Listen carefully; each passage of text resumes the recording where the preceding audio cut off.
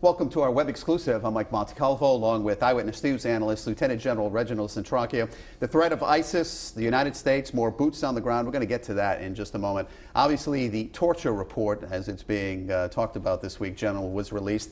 119 detainees over the last decade or so, since 9/11. Waterboarding, some other things that have taken place. That report was released. Did you think that should have been released? Absolutely not. I think it should have been dealt with.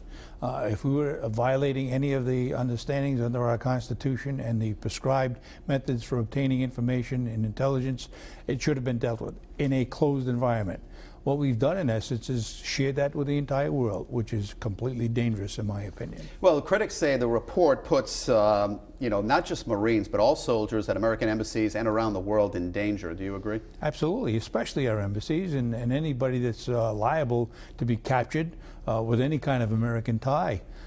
You look at what they're doing when they were capturing individuals and decapitating them without this report. So you can imagine what that will do, in my opinion, once again, as to what it will do to future hostages and certainly to people in uniform.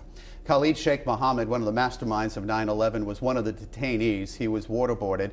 A lot of people are saying all of these types of methods just did not work. We didn't get enough information from them. Is that true? I'm not sure that that's true or not. I would lean toward it's not true.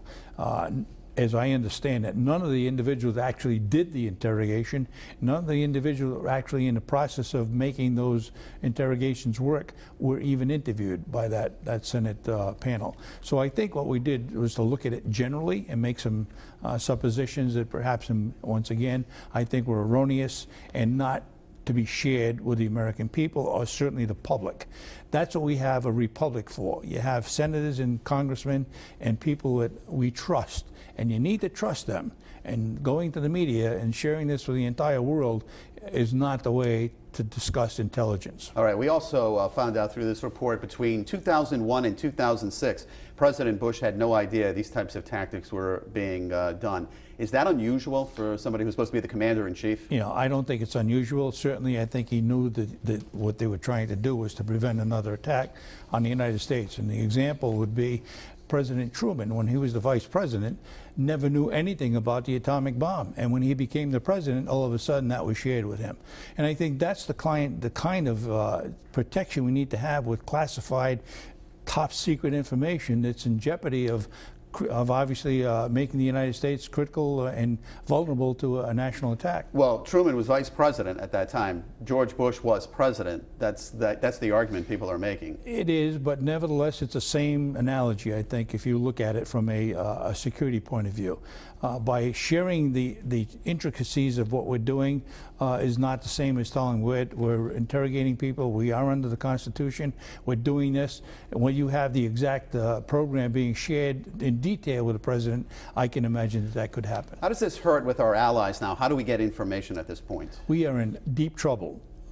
As I see it, when you have taken our allies into confidence, sharing information with them sharing information with you, you have a high propensity to have them shut down on you.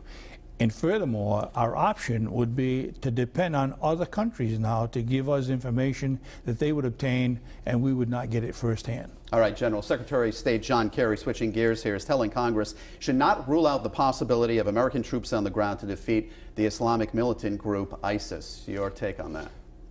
Once again, it's a divisive issue. When you talk about what Secretary of Defense Hagel was saying was, in essence, the same thing. And it was divisive from what the President was saying. And now you have the Secretary of State asking Congress not to rule out boots on the ground.